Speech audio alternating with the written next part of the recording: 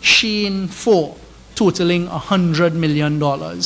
So this is a text message from Mr. Ramnath to Mr. Parmesar saying that the boss asked him to ensure that the following payments were made. Junior 20, Naeem 20, TN 26, Prem 15, Calco 15, Shane 4, totaling $100 million. And unfortunately for us, the citizens and the taxpayers of Trinidad and Tobago, over $100 million were paid out a few days before the general election in that order and to those persons named.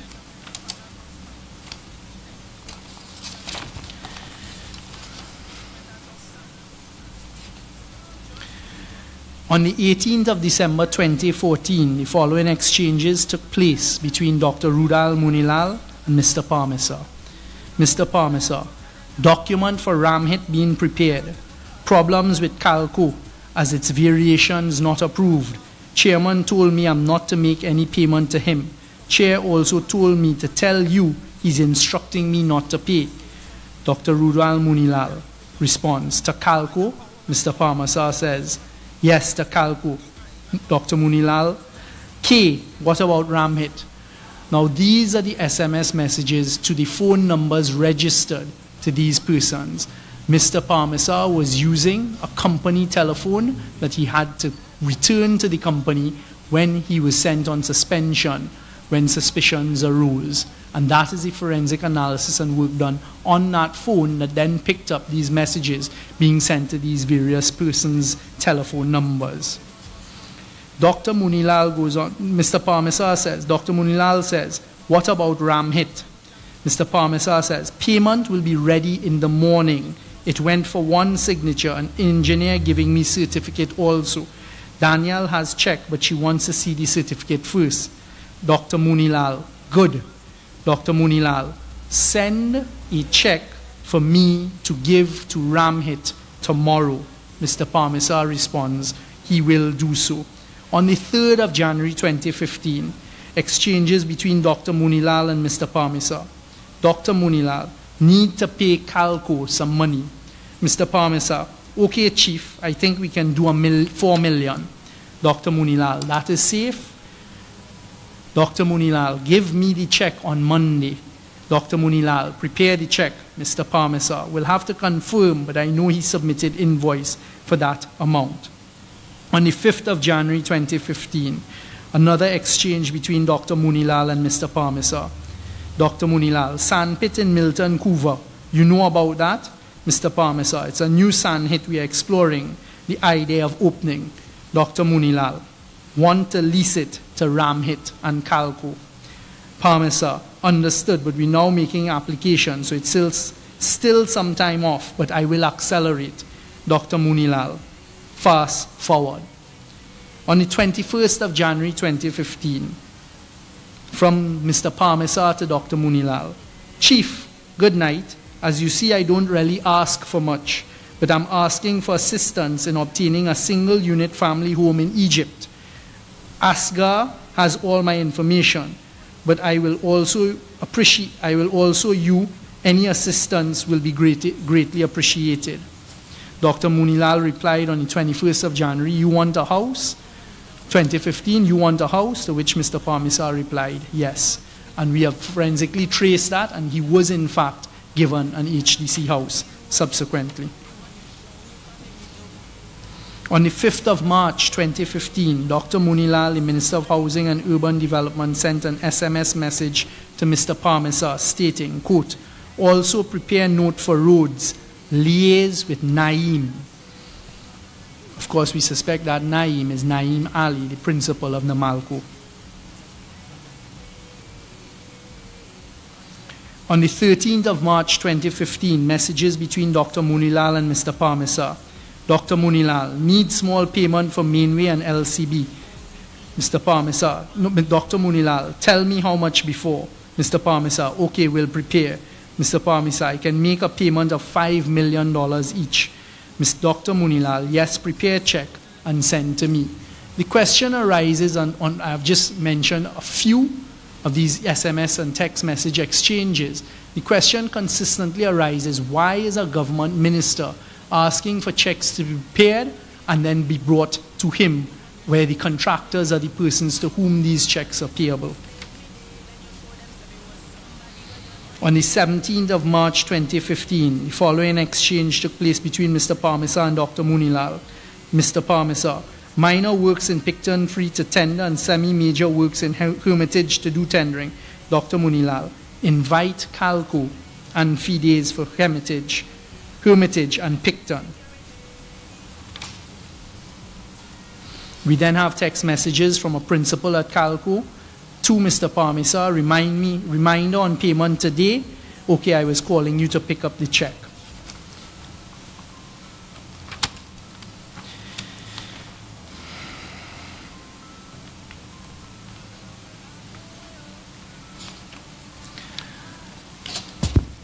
Quite simply, ladies and gentlemen, for the first time in Trinidad and Tobago, this type of forensic work and investigation has been done and carried out under the Office of the Attorney General, working very closely with EMBD personnel and their documents.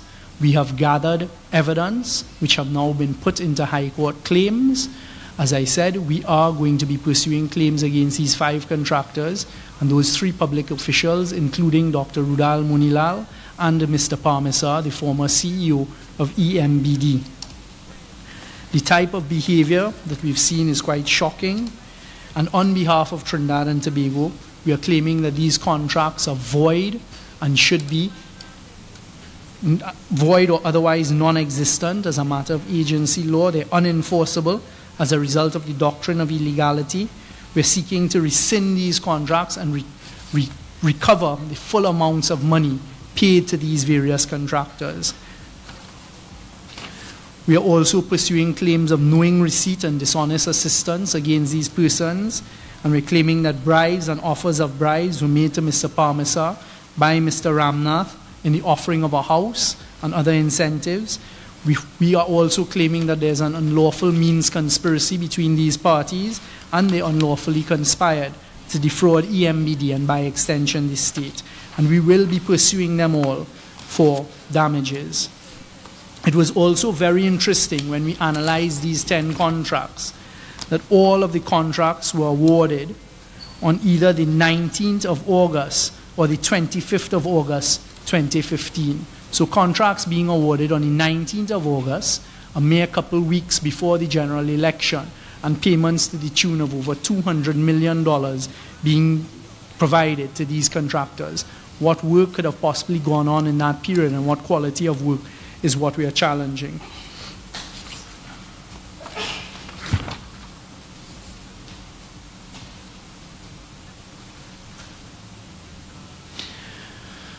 Members of the media, citizens of Trinidad and Tobago, this is yet another culmination of the work being done out of the Office of the Attorney General in this government's fight and commitment to fight white-collar crime in Trinidad and Tobago. The government is fully committed to the fight against corruption, and regardless of whom the perpetrator or perpetrators are, we will prosecute these matters in the court on behalf of the citizens of Trinidad and Tobago. And this meticulous approach to holding people accountable for white-collar crime and to protect the public purse and interests of Trinidad and Tobago has never been done before in Trinidad and Tobago. I might add that we are also pursuing, and we have filed proceedings in both New York and Miami with respect to some of these contractors. This government is committed to following the money. This government is committed to taking the fight against corruption to those who held office, who may hold office, and who have defrauded the people of Trinidad and Tobago. And this matter is now squarely before the courts of Trinidad and Tobago. We saw it fit to tell the people of Trinidad and Tobago today, this is some of the work that the government has been doing out of the Office of the Attorney General. Have faith, it is now with the court system in Trinidad and Tobago and will be pursued there in Trinidad and Tobago. As and when there's anything further for us to inform the public of Trinidad and Tobago on with respect to these matters, we shall do so. I thank you all very much for your time, and I'll take a couple of questions. What sort of total sum would be involved if you had to estimate? Yeah, we got different figures that you gave, but what total sum might be involved if you had to estimate? Total sum with respect to what? These 10 contracts. We know that the total sum paid out was about $203 million in that very short space of time. I'm going after the full amount. Cartel law that you mentioned, I know that's a big thing in U.S. law, that they trust and cartel and so on. But what law is it? Would it be under in Trinidad and Tobago? Same law. What we're claiming is there's a conspiracy and there was cartel type behavior taking place. When I say we've found the best in class, I actually personally went to a lot of places to find those who have done these types of cases successfully before. And of course, I would look at Commonwealth jurisdictions. So if you actually do a search, you'll see in Turks and Caicos, which is a similar legal jurisdiction to us, government ministers, former government ministers, and persons and contractors were successfully prosecuted and claims brought against them for recovery of civil assets. Those are the best in class people I'm working with. The contractors had a same lawyer, the same law firm? Those are the claims that have been brought now in the High Court against EMBD. And I just find it a little bit strange, and I don't really believe in too much coincidence in life, that 3 out of the 5 contractors who are being accused of cartel behavior, conspiring, colluding together, utilize the same exact lawyers now to bring claims against EMBD. You feel comfortable to say that? Okay. No. And I'd just like to use this opportunity to point out some of the behavior we've seen within the past couple of days. This action has been worked on for the last 18 months, and this is the culmination of that work. The soonest we could have filed it, because of course their defenses and counterclaims, was on Thursday of last week. Again, I repeat, I don't believe in coincidence that on Thursday of last week, certain attacks were made on the Attorney General, who of course is the head of the Office of the Attorney General in the Parliament. I don't believe in coincidence. This work is the culmination of very meticulous, careful, forensic work, and this is not speculative. Mr. Young, just to delve into some of the statements you made, you said some of the works that were carried out are, in essence, worthless. Correct. Can you give us an example, maybe a project, and how do you deem it worthless in a case like this? I don't want to get into the exact specifics and particulars, but I can give you some examples. For example, if the contract would have said, because what these really were paving traces. So if the contract really said that you should have delivered 20 millimeters of road, we found that 2 millimeters were delivered. We found that if drains, etc., should have been built and actually were charged and paid for, they don't exist. But with the worthlet, and what we also found with some of these contractors is you were supposed to have samples done and tested by labs. And we found that 2 or 3 of the contractors, when they provided their samples and said they were tested by independent labs, they were actually tested by subsidiary or sister companies of the contractors. One of the companies named here, Calco, is currently doing work for the government in that it was just awarded the Manzanillo project. Does that mean then that this will affect that project in any way, considering the kind of action that the government is going after? This work has been kept very quiet and very much under wraps, as you can understand, because of the type of work that had to be done and how carefully it needed to be done. Now that it has come to light, it is something we will be looking at. But certainly what we can immediately say with the award of that contract, what you've heard me describe here today is bid rigging, collusion for overinflated awards of contracts. This government feels certain, because it scrutinized very carefully the work done by NIDCO in the award of that contract, that none of that took place and went on with respect to the award of that contract. What the government's duty is to protect the taxpayers of Trinidad and Tobago and to ensure that we as taxpayers of Trinidad and Tobago don't pay overinflated prices. What we pay for, we get value for money, etc. What I've just described to you is not an example of that type of behavior. So when it comes to the award of those contracts under this government, we will be very closely scrutinizing the procurement and tender processes. You mentioned earlier about some of the companies, some of the contractors who would have had winning bids of 30 million and for the losing bids, 400 million. Just for clarity, were these the same projects or different projects? Sorry, you mean the tenders that they would have put in? Mm. Yes, it is. This was the work that was done here is an analysis of 10 contracts that took place right before the general elections. So what we found is that those 10 contracts, only 5 contractors that I called, plus 1, were invited to tender. And then it is only 5 contractors who got those 10 contracts shared amongst themselves. And when you do an analysis of the various tenders that they put in, and I use the best analysis for me is the painting. Paint is paint. And the painting price that they charge in the bids that they won were between $32 and $42. And in the same bids and in other bids that they lost for the exact same paint, they inflated their price in their tender document to $300, $400, $500. What is the explanation for that? It's the same paint. Anybody else? I have to get to Parliament. Towards the end of your statement, you said, why is a government minister asking for checks to give to contractors? Do you have an answer to that question? What do you speculate? I think the court, one thing I don't do is delve in the realm of speculation. I never speculate. So whenever I come with something, it's because it's backed up by facts and evidence. And I think that is a question that will be asked in the courts of justice. But I can't answer for Dr. Munilal.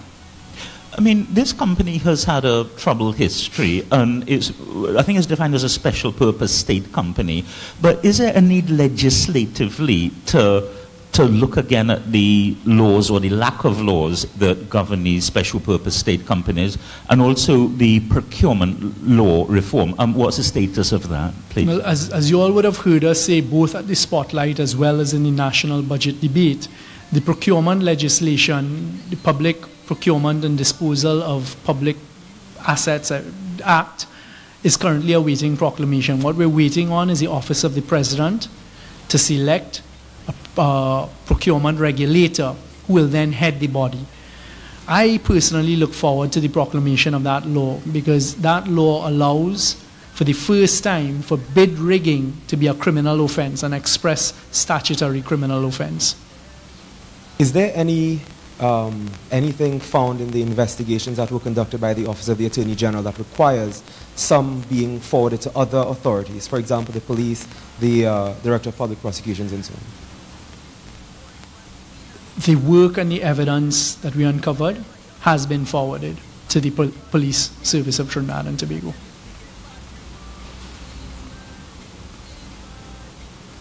Okay? Yeah.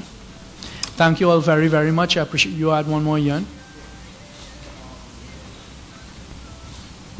All these pronouncements that before the trial, well, as we are getting it right now, but you are not concerned about it would end up like the live sport, that it would be thrown out with all the publicity that this is getting right now? No. These are civil actions. I've just come to tell the population the work that the government has been doing, and the result of that work has led to claims being filed against contractors.